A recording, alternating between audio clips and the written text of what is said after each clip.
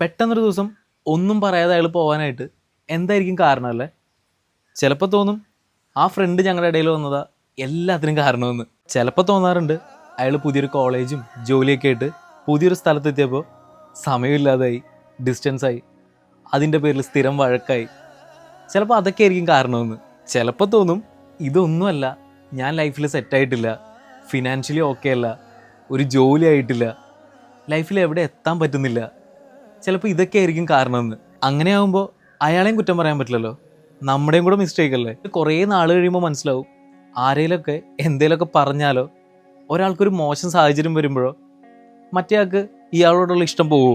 ഏതവസ്ഥയിലും ഏത് സാഹചര്യത്തിലായിരുന്നെങ്കിലും നമ്മളാണെങ്കിൽ കൂടെ നിൽക്കുമായിരുന്നില്ലേ? അയാളെ അത്ര ഇഷ്ടമായിരുന്നുകൊണ്ട് ഓരോ കാരണങ്ങൾ ഇങ്ങനെ കണ്ടുപിടിച്ചോണ്ടേയിരിക്കും ഒരു സമാധാനത്തിന്. ശരിക്കും അയാൾക്ക് നമ്മളെ അടുത്ത് അങ്ങനെ ഒരു ഇഷ്ടമൊന്നും ഉണ്ടായിരുന്നില്ല എന്നേ. ബാക്കിയെല്ലാം നമ്മുടെ കുറെ തോന്നലും.